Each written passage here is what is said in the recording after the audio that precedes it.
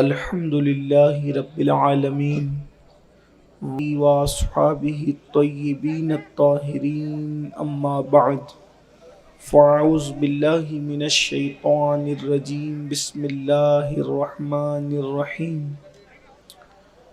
ثم لتسألن یومئذ عن النعیم صدق اللہ العظیم۔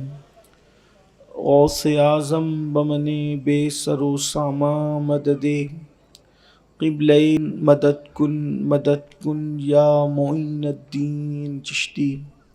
ان پھر کے گلی گلی تباہ ٹھوکریں سب کی کھائیں کیوں، دل کو جو عقل دے خدا تیری گلی سے جائیں کیوں۔ رخصت قافلہ کا شور گشت سے ہمیں اٹھائے کیوں، سوتے ہیں ان کے سائے میں کوئی ہمیں جگائے کیوں۔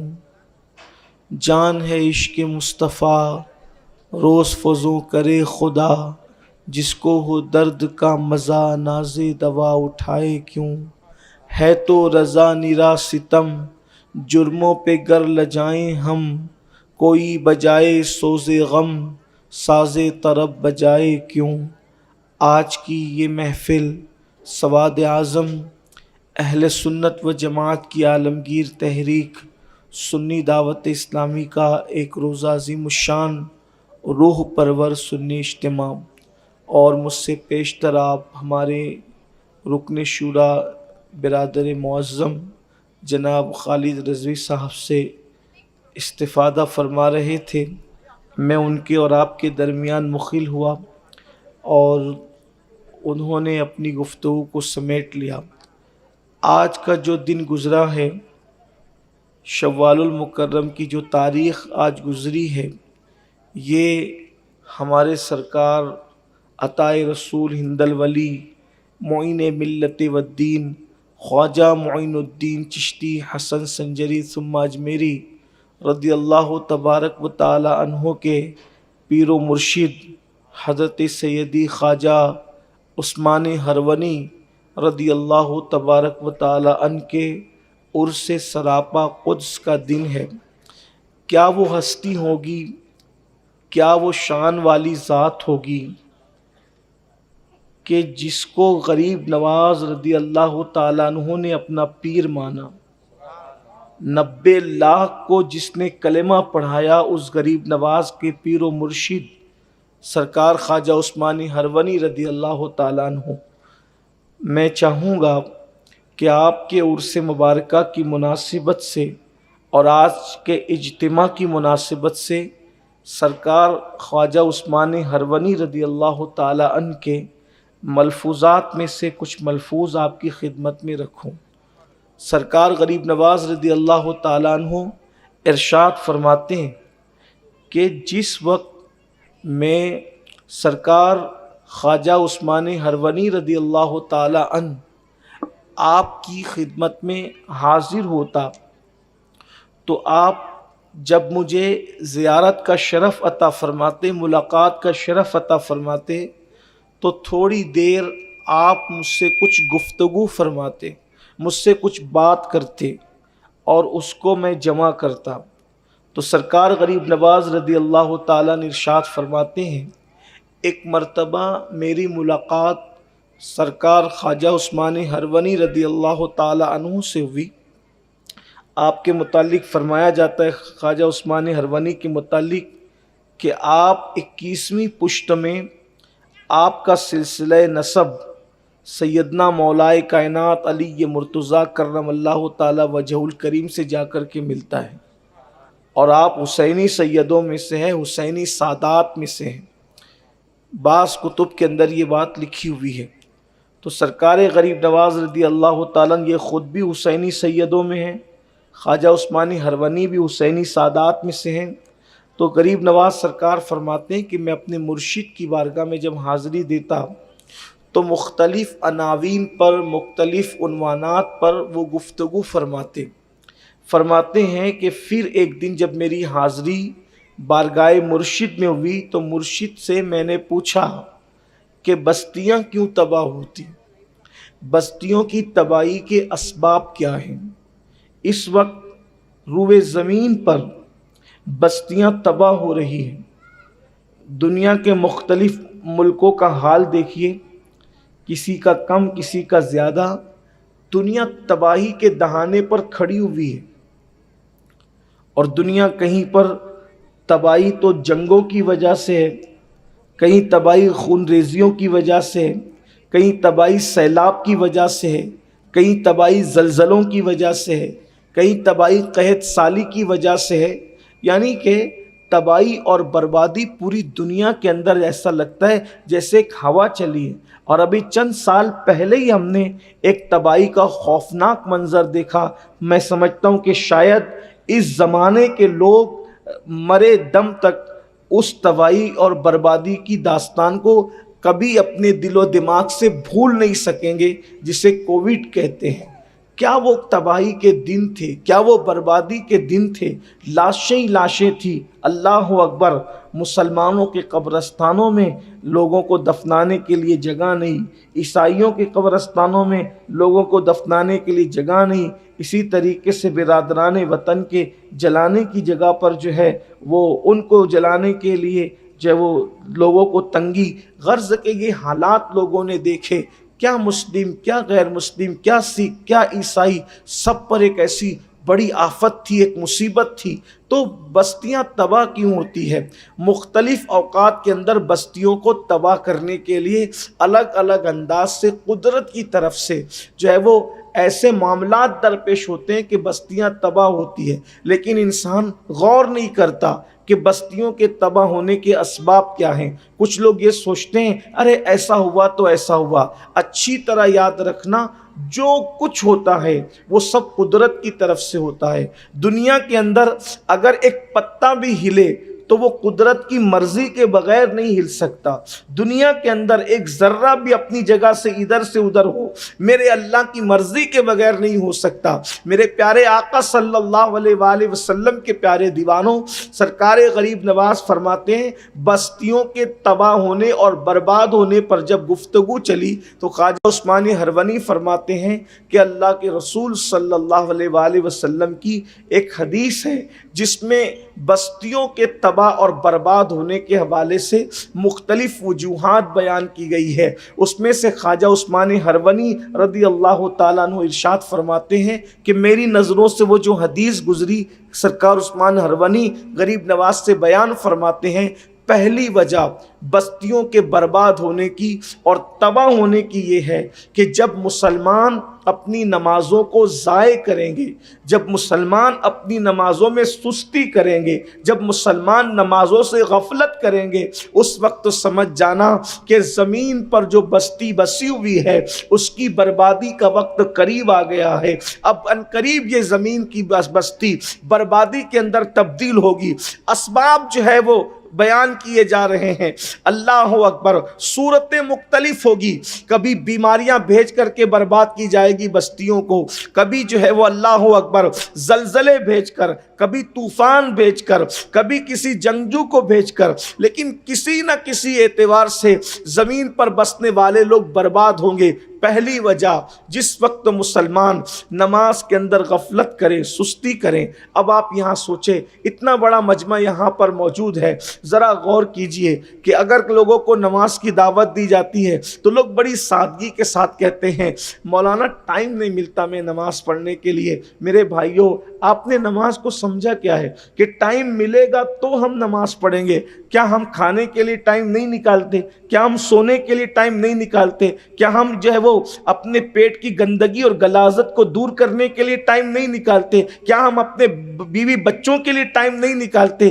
کیا ہم اپنے احباب کے لیے ٹائم نہیں نکالتے؟ سب کے لیے ٹائم نکالتے ہو، رب کے لیے ٹائم نہیں نکالتے ہو، اور پھر کہتے ہو کہ ٹائم نہیں ملتا۔ اچھی طرح یاد رکھنا، تو احادیث سن لے تاپ کہ آپ کو پتا چلے، اللہ اکبر، بے نمازی کو نہ زمین کے اوپر سکون ہے نہ زمین کے اندر سکون ہے۔ یہاں تو وہ زمین پر رہے گا تو اس کی وجہ سے بستی تباہ ہوگی، اور وہ جب زمین کے اندر جائے گا تو اللہ اکبر وہ دردناک عذاب ہے۔ اللہ کے رسول صلی اللہ علیہ وآلہ وسلم نے اتنا دردناک عذاب بیان فرمایا ہے کہ کلیجہ منہ کو آتا ہے۔ اللہ اکبر، میرے آقا صلی اللہ علیہ وآلہ وسلم کے غلاموں، اللہ کے سچے رسول صادق و مصدوق صلی اللہ علیہ وآلہ وسلم ارشاد فرماتے ہیں سیدنا ابو ہریرہ سے، ابو ہریرہ بے نمازی کے قریب بیٹھا بھی نہ کرو۔ اللہ کے رسول صلی اللہ علیہ وآلہ وسلم سیدنا ابو ہریرہ سے بیان فرما رہے ہیں۔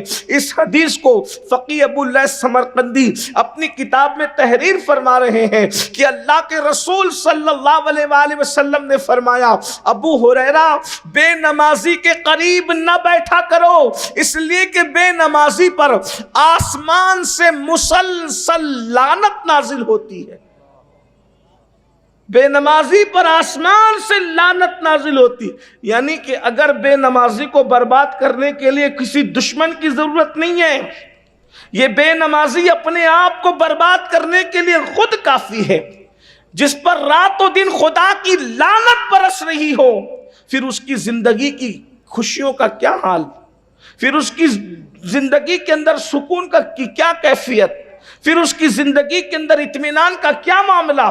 اللہ اکبر، ہر انسان اپنے بچوں کے مستقبل کو بہتر بنانا چاہتا ہے، لیکن کتنے لوگ ہیں جو اپنے بچوں کو نمازی بنانا چاہتے ہیں؟ یاد رکھنا، ڈاکٹر بنا دیا، انجینئر بنا دیا، ٹیچر بنا دیا، مالدار بنا دیا، تاجر بنا دیا، سب کچھ بنا دیا، اگر نمازی نہیں بنایا تو تم نے اپنے بچوں کے مستقبل کے ساتھ کھلواڑ کیا، اور خود بھی نمازی نہ بنے تو بھی اپنے مستقبل کے ساتھ تم نے کھلواڑ کیا۔ مائیں اور بہنیں بھی یہاں پر موجود ہیں، ظاہر سی بات ہے، نہ یہ میری بات ہے نہ کسی اور کی بات ہے، اللہ کے سچے رسول صلی اللہ علیہ وآلہ وسلم کا فرمان ہے۔ اللہ اکبر، حضرت خواجہ عثمان ہرونی بستیوں کی بربادی کے لیے سب سے پہلی وجہ نماز کا ترک بیان فرما رہے ہیں، اور فقیہ ابو اللیث سمرقندی حدیث حضرت ابو ہریرہ سے نقل فرما رہے ہیں کہ اللہ کے رسول علیہ السلام نے فرمایا بے نمازی کے ساتھ نہ بیٹھا کرو، بے نمازی کے بازو میں نہ بیٹھا کرو، بلکہ اللہ کے رسول علیہ الصلوۃ والتسلیم نے تو ایک مقام پر یہ بھی ارشاد فرمایا کہ جو لوگ نماز نہیں پڑھتے ان کو اپنی زکوٰۃ بھی نہ دیا کرو، اپنی خیرات سے ان کو حصہ بھی نہ دیا کرو۔ آپ غور فرمائیں کتنی بیزاری کا اظہار فرما رہے ہیں اللہ کے رسول صلی اللہ تعالی علیہ وآلہ وسلم۔ اللہ اکبر، آج مسلمانوں کو کیا ہو گیا؟ مسجدوں سے تعلق ہی نہ رہا، مسجدوں سے دوریاں بڑھتی جا رہی ہے۔ میرے آقا صلی اللہ علیہ وآلہ وسلم کے پیارے دیوانوں، ایک مقام پر اللہ کے حبیب علیہ السلام اپنے صحابہ سے کہتے ہیں اے میرے صحابہ تم یوں دعا کیا کرو، اللہ ہمیں بدبخت مت بنانا، ہمیں محروم نہ کرنا، نہ بدبخت بنا نہ محروم کر۔ صحابہ کرام کو میرے آقا دعا سکھا رہے ہیں، پھر خود ہی فرماتے ہیں اے میرے صحابہ کیا تم مجھ سے یہ نہیں پوچھو گے کہ بدبخت کون ہوتا ہے اور محروم کون ہوتا ہے؟ اب آپ بتائیے، بدبخت وہی تو ہوگا، اللہ اکبر، بدبختی کون چاہتا ہے؟ بدبخت وہ ہوگا جسے کچھ نہ ملے، محروم وہ ہوگا جسے کچھ نہ ملے۔ اس لیے کہ جب بخت بیدار ہوتا ہے تو انسان کو کچھ ملتا ہے۔ نعمتیں کب ملتی ہے؟ جب وقت بیدار ہوتا ہے۔ آدمی بدبخت ہونے کی بجائے جب خوش بخت ہو، نیک بخت ہو، تب اس کو نعمتیں ملتی ہے۔ جو محروم نہیں ہوتا تو اس کو نعمتیں ملتی ہے۔ آقا ارشاد فرماتے ہیں صحابہ کرام سے کہ دعا کیا کرو نہ خدا تمہیں بدبخت کرے نہ تمہیں محروم کرے، اور اس کے بعد پھر خود ہی فرماتے ہیں مجھ سے سوال کیوں نہیں کرتے، مجھ سے پوچھتے کیوں نہیں کہ بدبخت کون ہوتا ہے، محروم کون ہوتا ہے؟ تو صحابہ کرام نے عرض کیا یا رسول اللہ صلی اللہ علیہ وآلہ وسلم یہ بدبخت اور محروم کون ہوتا ہے؟ تو اللہ کے رسول ارشاد فرماتے ہیں جو جان بوجھ کر نماز کو ترک کر دیتا ہے وہ بدبخت بھی ہوتا ہے، وہ محروم بھی ہوتا ہے۔ آج قسمت کھلنے کے لیے دعائیں کی جاتی، بخت بیدار کرنے کے لیے دعائیں کی جاتی، گڑ گڑایا جاتا ہے۔ آقا فرمانے نماز چھوڑنے والا ہی تو بدبخت ہے، نماز چھوڑنے والا ہی تو محروم ہے۔ مائیں اور بہنیں بھی بڑی تعداد میں موجود ہیں۔ ہماری مائیں اور بہنیں یہ بھی دین سے کوسوں دور، نماز سے کوسوں دور، بلکہ اگر ماں نمازی ہو جائے تو شاید بچوں کو نماز کی تقریر کی ضرورت ہی نہ پڑے۔ اگر مائیں نماز کی پابند ہو جائے تو یہ عنوانات جلسوں کے ختم ہو جائیں. جب ماں نمازی ہوگی تو کسی بچے کے لیے نماز پر تقریر کرنے کی ضرورت ہی نہیں پڑے گی. پہلی بات تو مسلمانوں کے جلسے میں یہ عنوان کہ نماز پڑھو، یہ بھی حیرت کی بات ہے، اس لیے کہ جو مسلمان ہوگا وہ نمازی ہوگا. بھائی کچھ نہ کچھ، کسی نہ کسی قوم کا ممبر بننے کے لیے کوئی نہ کوئی تو شرط ہوتی ہے. مجھے حیرت ہے کہ آدمی اگر کوئی چھوٹی سی کلب، چھوٹی سی تنظیم، چھوٹی سی تحریک کا بھی حصہ بنے تو اس کے لیے بھی تو کوئی شرط ہوتی ہے. لیکن یہ قوم کو ہو کیا گیا ہے کہ مسلمان ہونے کے لیے ان کے لیے کچھ بھی ضروری نہیں ہے. جمعہ پڑھو نہ پڑھو مسلمان رہیں گے، داڑھی رکھو نہ رکھو مسلمان رہیں گے، حلال کھاؤ حرام کھاؤ مسلمان رہیں گے، جھوٹ بولو نہ بولو، سچ بولو جھوٹ بولو، جو چاہے کرنا ہے کرو مسلمان رہیں گے. عورتوں پر پاپ کی نظریں ڈالو یا نیچی نظریں رکھو مسلمان رہیں گے، جو چاہو کر لو مسلمان رہیں گے. مسلمانیت کسی طرح سے آپ کی ختم نہیں ہوگی.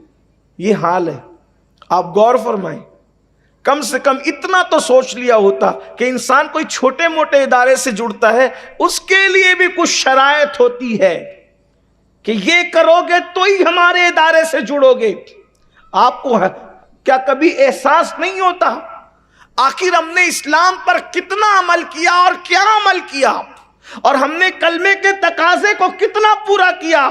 کیا اللہ کے رسول صلی اللہ علیہ وآلہ وسلم کا یہ فرمان ہمارے کانوں سے نہیں ٹکرایا؟ من ترک الصلاۃ متعمدا فقد کفر، کہ جس نے جان بوجھ کے نماز چھوڑ دیا وہ کفر کی حد تک پہنچ گیا. اللہ کے رسول صلی اللہ علیہ وآلہ وسلم فرمانے جس نے نماز جان بوجھ کے چھوڑ دیا اس نے کافروں جیسا کام کیا، کفر کی حد تک وہ پہنچ گیا. حنفی ہونے کے اعتبار سے ہم بے نمازی کو ڈائریکٹ کافر تو نہیں کہتے اور نہ ہی ہم کہہ سکتے ہیں، لیکن اللہ کے بندوں کبھی سوچا جو نماز میں غفلت کرتے ہیں؟ بزرگوں نے فرمایا جب وہ مریں گے تو قریب المرگ ڈر لگتا ہے کہ اللہ ان کا ایمان چھین لے گا. اور ایک وقت کی نماز کے لیے صرف 10 منٹ کا ٹائم لگتا ہے. 10 منٹ سے زیادہ کا ٹائم نہیں لگتا نماز کے لیے. اگر ہم 5 نمازوں کا ٹائم نکال لیں تو 24 گھنٹے میں سے کل 50 منٹ ہے جس میں ہم نے اللہ کی بارگاہ میں حاضر ہونا ہے. اور فائدے کتنے فائدے! اللہ اکبر. قرآن کہہ رہا ہے فائدے جاننا چاہتے ہو نماز کے؟ قد افلح من تزکا وذکر اسم ربہ فصلی. وہ لوگ کامیاب ہو گئے جنہوں نے اپنے من کو پاک کیا، اللہ کا ذکر کیا اور نمازی بن گئے. یعنی دنیا کی بھی کامیابی ہے، آخرت کی بھی کامیابی ہے. اور بڑی بات، یہ تو کامیابی تو ہے ہی ہے. آج گناہ سے ہر انسان چھٹکارا چاہتا ہے.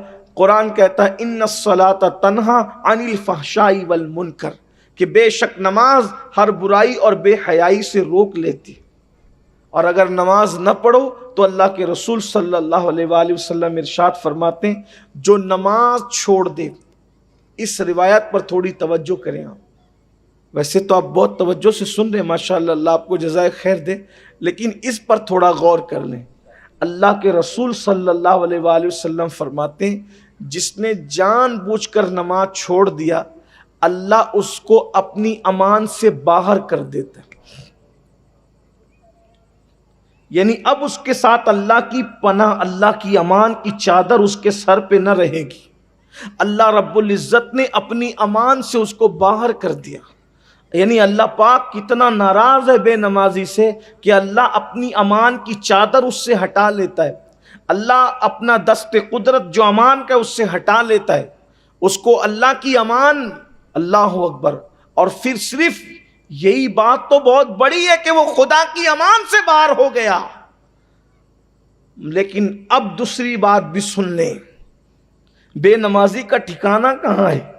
آقا علیہ السلام ارشاد فرماتے ہیں جس نے جان بوجھ کے نماز چھوڑ دی قیامت کے دن اس کے ساتھ میرا کوئی وعدہ نہیں. آقا فرماتے ہیں میرا کوئی وعدہ اس کے ساتھ نہیں ہے. اس لیے کہ جب آخرت کی بات آتی ہے تو کہیں نہ کہیں ہم یہ سوچتے ہیں کہ یار کہیں بگڑی نہ بنے گی تو حضور ہمیں بچا لیں گے، کیونکہ حضور علیہ السلام کی حدیث ہے شفاعتی لأہل الکبائر من امتی، کہ میری شفاعت میری امت کے بڑے گنہگاروں کے لیے. تو ہم سے بڑا گنہگار کون ہے؟ تو حضور تو ہمیں بچا ہی لیں گے، ہماری مغفرت انشاءاللہ ہو ہی جائے گی. لیکن ایک چیز آپ سے کہتا ہوں، حضور علیہ الصلاۃ و تسلیم کے بارے میں ہم اہل سنت کا عقیدہ یہ ہے کہ شفاعت کی جتنی قسمیں ہیں سب حضور کے لیے ثابت اور ہم مانتے ہیں. سچا سنی ہونے کے لیے، سچا مومن ہونے کے لیے یہ عقیدہ لازمی ہے آپ کے لیے، ہم سب کے لیے. کیا؟ کہ شفاعت کی جتنی قسمیں ہیں میرے آقا علیہ السلام کے لیے ہر قسم ثابت ہے. حضور بالکل شفاعت کریں گے. بلکہ ہمارا عقیدہ تو یہ بھی ہے کہ جتنے اور لوگ شفیع ہوں گے وہ سب حضور کی بارگاہ میں شفاعت لائیں گے اور تنہا میرے آقا اللہ کی بارگاہ میں شفیع ہوں گے. اور میرے امام اس کو یوں بیان فرماتے ہیں، کیا ہی ذوق افزا شفاعت ہے تمہاری واہ واہ، قرض لیتی ہے گناہ پرہیزگاری واہ واہ. ہم شفاعت کی ہر قسم پر ایمان رکھتے ہیں اور رکھنا بھی چاہیے، کیونکہ اللہ کے رسول علیہ السلام نے ارشاد فرمایا کہ میری شفاعت ہلاک ہونے والوں کے لیے، میری شفاعت بڑے گنہگاروں کے لیے ہے. لیکن اب آئیے، اللہ کے رسول صلی اللہ علیہ وآلہ وسلم کے یہ سارے فرامین حق ہے، لیکن اگر آپ یہ سوچتے ہیں کہ ہم نماز چھوڑ دیں، نماز ترک کر دیں، تو اللہ کے رسول علیہ السلام یہ بھی فرما رہے ہیں کہ جس نے جان بوجھ کر نماز چھوڑ دی قیامت کے دن اس کے ساتھ میرا کوئی وعدہ نہیں. میں یہ نہیں کہہ رہا ہوں کہ جو نماز نہیں پڑھے گا حضور اس کی شفاعت نہیں کریں گے، یہ نہیں کہہ رہا ہوں، میری بات کا یہ مطلب نہ نکالنا.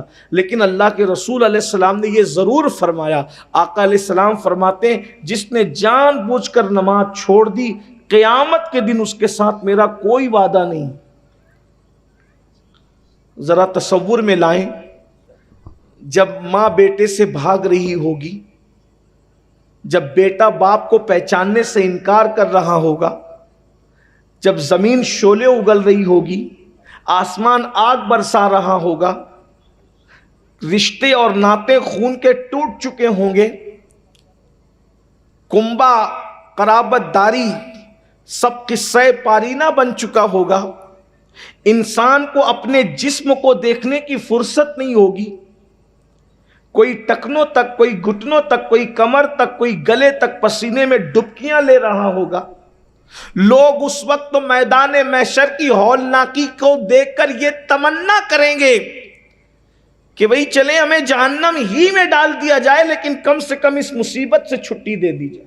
محشر وہ محشر ہے جس کے بارے میں لوگ کہتے ہیں محشر میں جو ہوگا دیکھا جائے گا. لوگوں کی بے باکی کا حال بھی تو دیکھیے. شاعری کی دنیا اور ہے، حدیث کی دنیا اور ہے. روایتوں میں آیا ہے کہ لوگ میدان محشر کی تکلیف اور مصیبت سے اس طرح پریشان ہو جائیں گے کہ لوگ تمنا کریں گے کہ کم سے کم اس سے چھٹی ملے، جہاں جانا ہے جہنم ہی میں اگر ڈالا جائے تو ڈال دیا جائے، لیکن کم سے کم میدان محشر سے تو ہمیں نجات ملے. یعنی وہ محشر ہے. محشر اسے کہتے ہیں لوگوں کے پتے پگھل پگھل کر پانی ہو رہے ہوں، آنکھیں لوگوں کی بہہ رہی ہوگی، زبان پیاس کی وجہ سے لوگوں کے سینے پہ لٹک رہی ہوگی، اللہ کے عرش کے علاوہ کوئی سایہ نہیں ہوگا. آج لوگ اپنی راتوں کو عیاشیوں میں گزارتے ہیں، کانوں میں ایئر فون لگا کر گانے یوں سنتے ہیں، ان کو یوں لگتا ہے کہ یہ کوئی جرم ہی نہیں. حرام کام اس انداز سے کرتے ہیں کہ اس کے بارے میں کبھی پوچھا ہی نہیں جائے گا. آج مسلمانوں میں سود اور بیاج جس طریقے سے عام ہو رہا ہے، ایسا لگتا ہے کہ خوف خدا دلوں سے اٹھ چکا ہے. کل تک تو صرف مرد ہی سود میں مبتلا تھے، آج تو عورتیں بھی سود خوروں میں شامل ہو رہی ہیں. بلکہ اسلاف کی طرف سے یہ اعلان ہے کہ سور کھانا بھی حرام ہے اور سود کھانا بھی حرام، دونوں حرام، سور بھی حرام، سود بھی حرام۔ لیکن سور سے زیادہ برا، سور کے گوشت سے زیادہ برا سود کھانا ہے۔ کیوں؟ اس لیے کہ جو سور کھا رہا ہے وہ حرام کام ضرور کر رہا ہے، لیکن سور کھانے والوں کے لیے اللہ نے جنگ کا اعلان نہیں کیا، مگر جو سود کھاتے ہیں اللہ نے ان سے جنگ کا اعلان کیا ہے۔ پھر بھی لوگوں کی آنکھیں نہیں کھلتی۔ اللہ کا اعلان ہے ہم سود کو ہلاک کریں گے، سود کو برباد کریں گے اور تجارت میں برکت عطا کریں گے۔ الگ الگ نام سے میری قوم سود کے اندر ڈوب رہی ہے، سود کی طرف جا رہی ہے۔ اللہ اکبر۔ بلکہ لوگ تو چاہتے یہ ہے کہ پاکیزہ، پوتر، پاک، طیب لقمہ ہماری اولاد کے حلق کے اندر نہ جائے، گندگی جائے، ناپاکی جائے، نجاست جائے، تاکہ تمہاری نسلوں میں گندگی اتنی بھر جائے کہ تمہاری نسل فرعون، حامان، شداد کی طرح بن جائے۔ یاد رکھنا، لقمہ انسان کو سنوارتا بھی ہے اور لقمہ انسان کو بگاڑتا بھی ہے۔ ہم کیا سمجھتے ہیں صرف پیسہ ہی سب کچھ نہیں ہوتا۔ آج اسی ہمارے ملک پیارے بھارت، پیارے ہندوستان میں بچت گٹ کے نام پر عورتیں کہاں جا رہی؟ کوئی ہے ہی نہیں روکنے والا، کوئی ہے ہی نہیں ان کو اصلاح کرنے والا، کوئی ہے اللہ اکبر اس سیلاب اور طوفان پر بند باندھنے والا۔ میں پوچھنا چاہتا ہوں میری بہنوں سے، ایک فکر وہ ماؤں کی بھی تھی جو اپنے شوہر سے کہتی تھی کہ اگر تجھے حلال لقمہ نہ ملے تو خالی ہاتھ واپس آنا، لیکن حرام گھر میں لے کر مت آنا۔ ہمیں بھوکے رہنا تو گوارا ہے مگر حرام کھانا گوارا نہیں ہے۔ اور آج کی عورتیں بچت گٹ کے نام پہ ہزار حرام کے دروازے کھول رہی۔ کیا مرنا نہیں ہے؟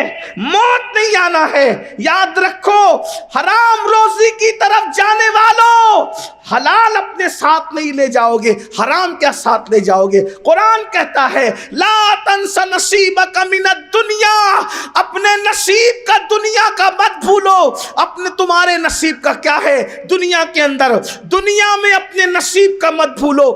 کچھ نہیں لے جاؤ گے سوائے کفن کے، صرف کفن لے جاؤ گے، اور وہ بھی اللہ راضی ہے تو کفن رہے گا، اور اگر اللہ راضی نہیں ہے تو وہ کفن بھی جہنم کی آگ کی چادر کی شکل اختیار کر جائے۔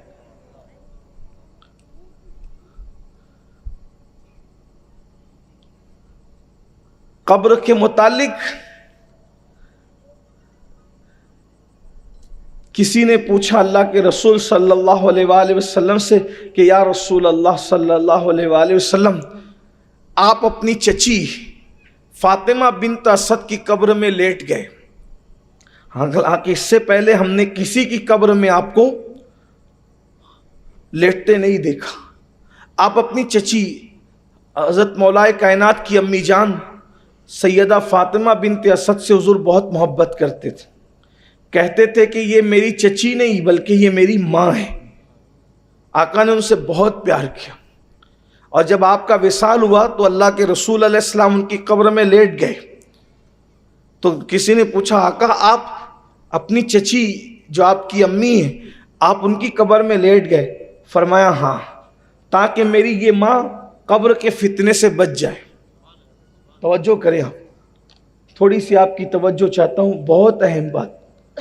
فرمایا تاکہ یہ میری ماں، کون ماں؟ جس کو رسول اللہ اپنی ماں کہیں، جو مولا علی جیسے کی ماں ہو، سید السادات کی امی جان ہو، جو حضرت جعفر طیار کی امی جان ہو۔ غور فرمائیں، جو جنت میں فرشتوں کے ساتھ اڑنے والے جعفر طیار، ان کی امی، رسول اللہ کہیں میری امی، مولائے کائنات کی امی۔ غور فرمائیں، اور آقا کیا فرما رہے؟ میں قبر میں ان کے اس لیے لیٹ گیا تاکہ میری اس امی کو قبر کے فتنے سے نجات ملے۔ تو پھر کسی پوچھنے والے نے پوچھا حضور ان کو بھی قبر کے فتنے سے نجات نہیں؟ ان کو بھی قبر کے فتنے سے نجات نہیں؟ تو اللہ کے رسول نے فرمایا میرے بیٹے ابراہیم کے بارے میں بھی میں یہ بات نہیں کہتا. غور فرمائیں، آپ غور کریں، جبکہ سرکار ابراہیم دودھ پینے کی عمر میں دنیا سے تشریف لے گئے. یہ تعلیم امت کے لیے تھا، یہ امت کی تعلیم کے لیے تھا. سوچو، حرام دھندے کرنے والوں اور جنت کے خواب دیکھنے والوں، مسجدوں کو ویران کرنے والوں، جنت کے خواب دیکھنے والوں، راتوں کو زنا، شراب، جوے اس میں ڈوب کر کے پھر جنت کے خواب دیکھنے والوں. اللہ کے رسول علیہ السلام تعلیم امت کے لیے فرما رہے. شرح صدور اٹھا کر کے دیکھو، اس میں یہ روایت موجود ہے. الفاظ کا انتخاب کوئی دوسرا ہو سکتا ہے، مفہوم یہی ہے کہ فتنہ قبر کے بارے میں آقا نے امت کو تعلیم دیتے ہوئے ارشاد فرمایا کہ میں اپنے بیٹے ابراہیم کے بارے میں بھی یہ بات نہیں کرتا. حالانکہ واللہ تاللہ باللہ ہم سنیوں کا عقیدہ یہ ہے کہ حضور علیہ الصلوۃ والتسلیم سے جس چیز کو بھی نسبت ہو جائے خدا اس نسبت کی لاج رکھ لیتا ہے. یہ تو خون مصطفیٰ جان رحمت ہے، یہ تو نسب مصطفیٰ جان رحمت ہے. اور اللہ کے رسول صلی اللہ علیہ وسلم نے خود فرمایا کہ سارے نسب منقطع ہو جائیں گے سوائے میرے نسب کے. کسی کا نہ حسب کام آئے گا نہ نسب کام آئے گا، لیکن مصطفیٰ جان رحمت کا نسب قیامت میں بھی کام آئے گا. پھر بھی اللہ کے رسول صلی اللہ علیہ وآلہ وسلم تعلیم امت کی آنکھیں کھل تو جائے، لیکن اللہ اکبر اتنے جرائم کرنے کے بعد بھی ہمارا کیا حال ہے. ہم جنت، یاد رکھیے گا، جنت اتنی سستی نہیں ہے جتنا ہم نے بنا دیا اس کو. تو میں بات یہ عرض کر رہا تھا کہ محشر یہ ہے، اسے محشر کہتے ہیں. اب سوچو، اس محشر میں سب کو تمنا ہے حضور کی بارگاہ کی حاضری، کہ حضور کا قرب مل جائے بگڑی بن جائے، آقا کا قرب مل جائے بگڑی بن جائے. اور سوچو ذرا، تصور میں لاؤ، دھیان میں لاؤ کہ وہ محشر میں حضور کی بارگاہ میں حضور کے پاس حاضری کا موقع مل گیا اور عرضی لگائی، یا رسول اللہ میری تو، میں نے بنی بگاڑ دی، میرا تو سب کچھ بگڑ گیا، میں برباد ہو گیا، ہلاک ہو گیا، تباہ ہو گیا، دنیا میں کچھ نہیں کر سکا. یا رسول اللہ آپ شفاعت فرما دیں. جانا تو سب کو وہیں ہے، اسی بارگاہ میں جانا ہے. مسلم شریف کی حدیث بہت طویل ہے، ساری کائنات حضور کی بارگاہ میں جائے گی، سب حضور کی بارگاہ میں جا کر کے التجا کریں گے حضور شفاعت کرا دیں. بلکہ ایک حدیث تو یہاں تک ہے کہ ابراہیم خلیل اللہ کو بھی اگر حاجت اس دن کسی کی ہوگی تو محمد الرسول اللہ کی حاجت ہو. اس حدیث کی ترجمانی میرے امام نے یوں کی ہے کہ وہ جہنم میں گیا جو ان سے مستغنی ہوا ہے خلیل اللہ کو حاجت رسول اللہ کی، ہے خلیل اللہ کو حاجت رسول اللہ. میرے آقا صلی اللہ علیہ وآلہ وسلم کے دیوانوں ذرا سوچو، اس وقت حضور کی بارگاہ میں حاضری دی اور عرض کی آقا ہماری شفاعت کر دے، اور اللہ نہ کرے، ہزار بار نہ کرے، صرف تصور میں لاؤ حضور نے یہ کہہ دیا، کیا تو نے میرا فرمان نہ سنا تھا کہ جس نے جان بوجھ کر نماز چھوڑ دی قیامت کے دن اس کے ساتھ میرا کوئی وعدہ نہیں. اگر اللہ نہ کرے حضور یہ کہہ دیں، اللہ نہ کرے کہہ دیں. حالانکہ ان کی کرم سے ایسا نہیں لگتا کہ وہ کہیں گے، لیکن وہ غیور بہت ہے، وہ بہت باغیرت ہے. جگر مراد آبادی نے کہا تھا، اس امت آسی سے نہ منہ پھیر خدایا، نازک ہے بہت غیرت سلطان مدینہ. وہ بہت غیور ہستی ہے، اللہ کی مخلوق میں ان سے بڑا کوئی غیرت مند ہے ہی نہیں. اللہ نہ کرے اگر رخ انور پھیر لے، اللہ نہ کرے اگر چہرہ ودعا پھیر لے، اللہ نہ کرے اگر حضور علیہ الصلوۃ والتسلیم رخ انور پھیر کر کے کسی اور طرف چہرہ انور کر لے، بتاؤ کہاں دہائی دو گے، کس کی بارگاہ میں دستک دو گے، کہاں جاؤ گے؟ 10 منٹ، صرف 10 منٹ، دنیا اور آخرت کی کامیابی کے لیے صرف 10 منٹ، 10 منٹ کا وقت نکال لو، سچی توبہ کر لو، نمازی بن جاؤ. قرآن تو اعلان کر چکا، کامیابی کے 3 اصول قرآن بیان کر چکا. قد افلح من تزکا وذکر اسم ربہ فصلی. دل پاک کر لو، اللہ کا ذکر کرو، نمازی بن جاؤ، کامیابی تمہارا مقدر ہو گئی. تو بستی کے برباد ہونے کی پہلی وجہ، جب نمازیں ضائع کی جائے گی تو بستی برباد ہوگی. دوسری وجہ خواجہ عثمان ہروانی فرماتے ہیں رضی اللہ تبارک و تعالیٰ عنہ، ارشاد فرماتے ہیں جب مرد مرد سے بدفعلی کرنے لگے گا تو بستی اس وقت تو برباد ہو۔ یہ جو گندی فلمیں بہت زیادہ عام کی جا رہی ہے، اس کو دیکھنے کی وجہ سے بہت سارے چھوٹی عمر کے بچے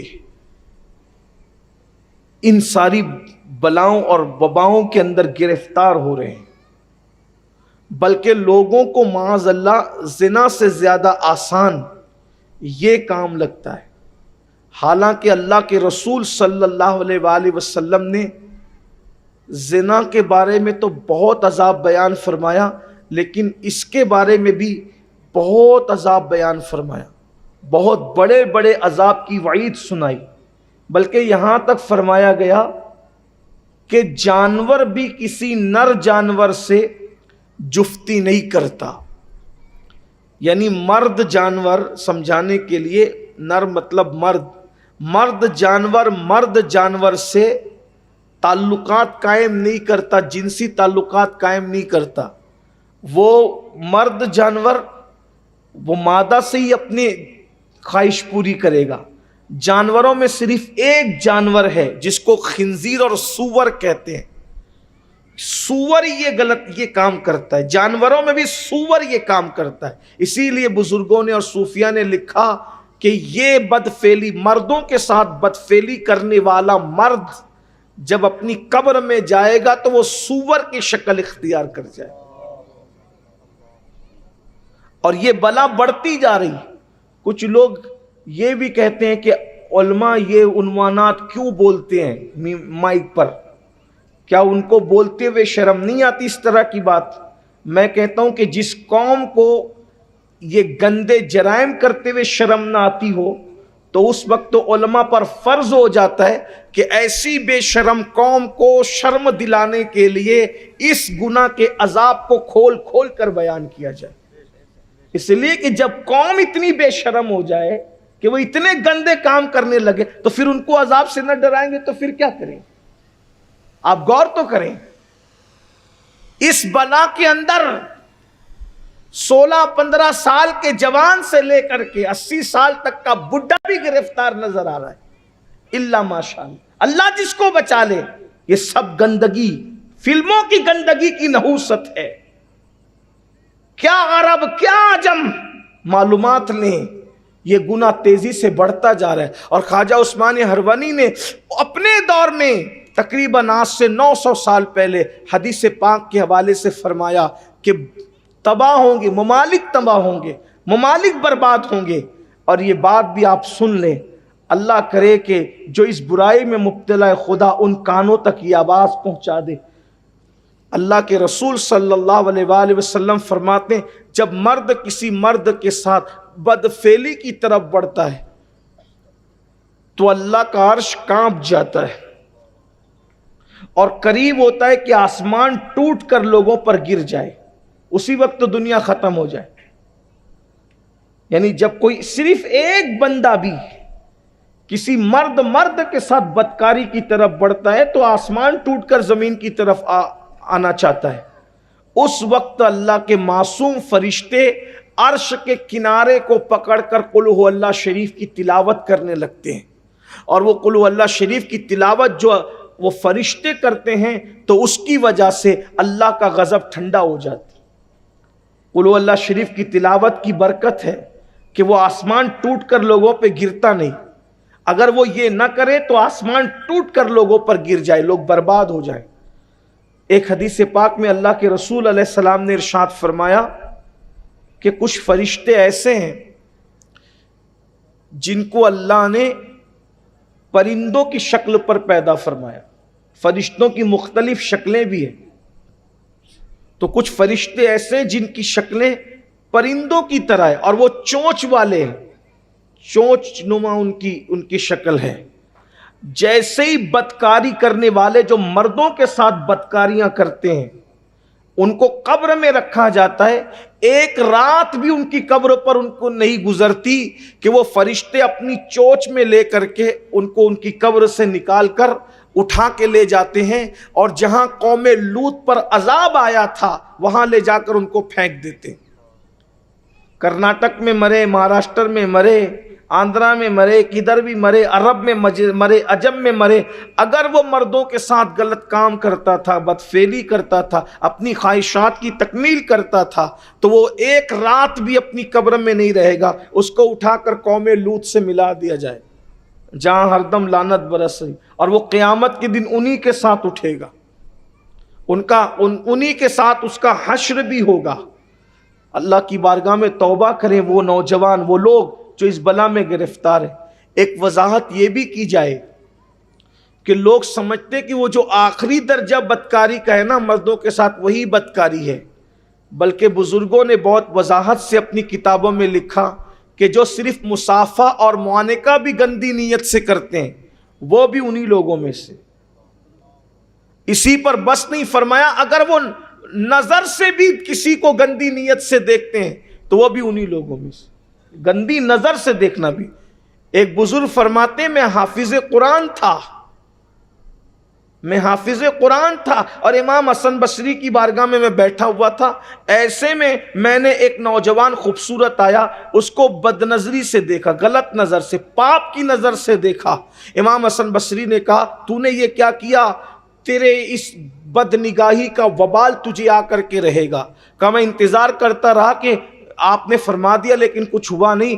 14 سال کے بعد میں حافظ قرآن تھا، 14 سال کے بعد پورا قرآن میں بھول گیا، صرف دیکھنے کی وجہ، بدنگاہی کی وجہ سے۔ مرد کو پاپ کی نظر سے دیکھے، حافظ قرآن تھا، اللہ نے اس کو قرآن بھلا دیا۔ یہ صرف دیکھنے کا وبال ہے، تو پھر ہاتھ سے ٹکرائیں، اور پھر اس کے بعد جو آخری کے معاملات ہو، اللہ کی پناہ، 1000 بار اللہ کی پناہ، اللہ کی بارگاہ میں امان طلب کرو، اللہ کی پناہ طلب کرو، اس لیے کہ اللہ اگر گناہوں سے بچائے تبھی انسان بچ سکتا ہے۔ اگر اللہ رب العزت انسان کو اس کے حال پہ چھوڑ دے تو انسان کو گناہ سے کوئی نہیں بچا سکتا۔ تیسری وجہ بھی سن لیں، پہلی وجہ نمازوں کا ضائع کرنا، دوسری وجہ مردوں کا بدکاری میں مبتلا ہو جانا، تیسری وجہ خواجہ عثمان ہرونی فرماتے ہیں، اللہ اکبر، فرماتے ہیں جب مرد پاپی ہو جائے، جب مرد پاپی اور مجرم ہو جائیں تو عورتوں کا تقوی بستیوں کو برباد ہونے سے بچا لیتا ہے، لیکن تیسری وجہ یہ ہے کہ عورتیں بھی بدی میں مبتلا ہو جائیں گی، عورتیں بھی دین سے دور ہو جائیں گی۔ جب عورتیں دین سے دور ہو جائے، عورتیں پردہ نہ کرے، عورتیں تقوی میں نہ رہے، عورتیں پرہیزگاری میں نہ رہے، تو سمجھ لو کہ بہت جلد تمہاری بستی پر عذاب آنے والا ہے، اور تمہاری بستی بہت جلد برباد ہونے والی ہے۔ آپ دیکھیں آج نوجوان بچیاں پردہ کرنے میں عار محسوس کرتی ہے، بلکہ پردہ کرنے والوں کو بیکورڈ کہا جاتا ہے، پردہ کرنے والی بچیوں کو تانا دیا جاتا ہے، پرانے خیال کا تانا دیا جاتا ہے۔ یاد رکھنا، ایک بچی اگر اپنی عزت اور آبرو کو محفوظ رکھ سکتی ہے تو وہ پردے کی وجہ سے ہی محفوظ رکھ سکتی ہے۔ ایک بچی اگر عزت اور وقار کے ساتھ اس وقت روئے زمین پہ جی سکتی ہے تو اللہ کے دین پر عمل کرنے کی بنیاد پر ہی جی سکتی ہے۔ بچیاں یہ سمجھتی ہے ہم بالوں کو کھول کر میک اپ کر کے شادیوں میں جائیں گے، بازاروں میں جائیں گے، کھلے سر جائیں گے تو لوگ ہمیں دیکھیں گے تو ہمیں رشتے آئیں گے۔ ہمیشہ یاد رکھنا، اچھے رشتے گناہوں کی وجہ سے نہیں آتے، اچھے رشتے تقوی اور پرہیزگاری کی برکت سے آتے ہیں۔ لوگ کہتے ہیں تقوی کی وجہ سے اچھا رشتہ کیسے آ سکتا ہے، پرہیزگاری کی وجہ سے اچھا رشتہ کیسے آ سکتا ہے؟ ایک آسان سی مثال پیش کر کے روایت کے ذریعے آپ کو سمجھانے کی کوشش کی جائے گی، آپ غور فرمائیں۔ بار بار آپ نے سنا، اس تناظر میں اس کو سن لیں کہ تقوی کی برکت سے اچھا رشتہ کیسے آتا ہے، پرہیزگاری کی برکت سے اچھا رشتہ کیسے آتا ہے۔ آپ نے سنا ہوگا مدینہ منورہ کی سرزمین ہے، اپنے الفاظ کے جامع میں سن لے اس روایت کو۔ قدسیان فلک درودوں کے گجرے لے کر رات کے آخری پہر میں مدینہ طیبہ کی سرزمین پر نازل ہو رہے ہوں گے، ایسے میں ایک بوڑھی آواز، ایک بوڑھی خاتون کی بوڑھی آواز کپاتی ہوئے لب و لہجے میں کہتی ہے، بیٹی ذرا جلدی سے دودھ میں پانی ملا دے۔ اسی وقت رات کا سناٹا ایک جوان آواز کی سے جو ہے وہ چھٹتا ہے اور یوں وہ آواز باہر آتی ہے، کیا تمہیں نہیں پتا کہ امیر المومنین نے دودھ میں پانی ملا کر بیچنے سے منع فرمایا ہے؟ تو پھر بوڑھی آواز اٹھتی ہے، کیا تجھے نہیں معلوم جس نے دودھ میں پانی ملا کر بیچنے سے منع کیا وہ عمر تو سو رہا ہوگا، ابھی وہ نہیں دیکھ رہا ہے، اس لیے دودھ میں پانی ملا دے۔ تو پھر وہ جوان بچی کہتی ہے، ماں عمر تو نہیں دیکھ رہا ہے مگر ہمارا خدا تو دیکھ رہا ہے، ہمارا اللہ تو دیکھ رہا ہے۔ وہ جوان بچیاں کیسی تھی، اللہ اکبر! خدا کا کرنا یہ کہ جس وقت ماں بیٹی کے درمیان یہ گفتگو ہو رہی تھی، سیدنا فاروق اعظم اپنی رعایا کا حال دیکھنے کے لیے مدینہ طیبہ کی گلیوں میں گھوم رہے تھے۔ دونوں کا مکالمہ فاروق اعظم نے سن لیا، اس گھر پہ نشان لگا دیا، اور صبح ہوئی تو اپنے بیٹوں سے کہا، میں بوڑھا ہو گیا ہوں، میں نکاح نہیں کر سکتا، تم میں کون ہے جو اس پاک دامن لڑکی سے نکاح کرے، اس پاک باز لڑکی سے نکاح کرے؟ اور اس کے بعد ایک بیٹے نے جب حامی بھر لی تو سیدنا فاروق اعظم نے اپنے گھر کا رشتہ اس لڑکی کے لیے بھجوایا۔ بتاؤ کسی کی ضرورت پڑی، کسی رابطے کی ضرورت پڑی، صرف تقویٰ نے اس لڑکی کو سیدنا فاروق اعظم کی بہو بنا دیا، اور صرف وہ لڑکی تقوی کی بنیاد پہ فاروق اعظم کی بہو نہ بنی بلکہ امیر المومنین فاروق اعظم کی بہو بھی بنی، اور پھر اس لڑکی سے جو لڑکی پیدا ہوئی وہ لڑکی حضرت عمر ابن عبدالعزیز کی ماں بن گئی، یعنی کہ وہ خاتون جو ہے حضرت عمر ابن عبدالعزیز کی نانی بنی۔ اللہ اکبر! تقوی نے کتنا بلند کیا، اللہ اللہ! اس لیے میری گزارش ہے، میرے آقا صلی اللہ علیہ وآلہ وسلم کی کنیزوں بن سنور کر نکلنا، حسن کی نمائش کرنا، اور رشتوں کے لیے تصویروں کو ایک دوسرے کے ساتھ شیئر کرنا، فیس بک پہ لگانا، واٹس ایپ پر عام کرنا، یہ شریفوں کا انداز نہیں ہے، یہ کنیزان فاطمہ کا انداز نہیں ہے۔ اللہ اکبر! ہمارے مذہب میں اللہ اللہ جن خواتین کو آئیڈیل کی حیثیت سے جانا اور پہچانا جاتا ہے، ان مقدس ہستیوں میں سیدہ کائنات مخدومہ فاطمہ الزہرا کی شان تو یہ ہے کہ آپ کے دوپٹے کو بھی کبھی چاند و سورج نے نہیں دیکھا۔ میرے امام کہتے ہیں، جس کا آنچل نہ دیکھا مہو مہر نے، جس کا آنچل نہ دیکھا مہو مہر نے، اس ردائے نزاہت پہ لاکھوں سلام۔ اس لیے اللہ کی خشیت زمین کے اوپر بھی عزت دیتی ہے، زمین کے اندر بھی عزت دیتی ہے، اور یاد رکھنا اللہ رب العزت کا تقوی اختیار کرنا صرف مخلوق میں عزت نہیں دیتا بلکہ خالق کے نزدیک بھی عزت عطا کر دیا کرتا ہے۔ قرآن کہتا ہے، ان اکرمکم عند اللہ اتقاکم، تم میں سب سے زیادہ عزت والا وہ ہے جو اللہ سے سب سے زیادہ ڈرنے والا ہے، جو سب سے زیادہ تقوی والا ہے۔ اس لیے خواجہ عثمان ہرونی رضی اللہ تعالیٰ عنہ فرماتے ہیں کہ جب عورتیں دین سے دور ہو جائے، عورتیں جرائم پر بے باک ہو جائے، عورتیں گناہوں کے حوالے سے بے باک ہو جائیں، تو پھر سمجھ جانا کہ بستیاں تباہ ہو جائے گی۔ اور بھی وجوہات آپ نے بیان فرمائی ہے، میں اسی پر اپنی بات کو مکمل کرتا ہوں اس گزارش کے ساتھ کہ آپ سنی دعوت اسلامی کے اجتماع میں آئے ہیں، خدا را اگر آپ اپنے اور اپنے گھر کا ماحول بدلنا چاہتے ہیں، اپنی فکر بدلنا چاہتے ہیں، تو سنی دعوت اسلامی جو سواد اعظم اہل سنت و جماعت کی عالمگیر تحریک ہے، اس سے جڑیے، اس سے قریب آئیے، جہاں جہاں سے آپ تشریف لائے ہیں اپنے علاقوں میں برانچز قائم کریں تاکہ یہ سلسلہ مزید چراغ سے چراغ روشن ہوتے جائیں، شمع سے شمع روشن ہوتی جائے اور دین کا کام بڑھتا چلا جائے۔ اللہ تعالی ہم سب کو عمل کی توفیق عطا فرمائے۔ گفتگو کے درمیان کوئی غلطی ہو تو اللہ معاف فرمائے۔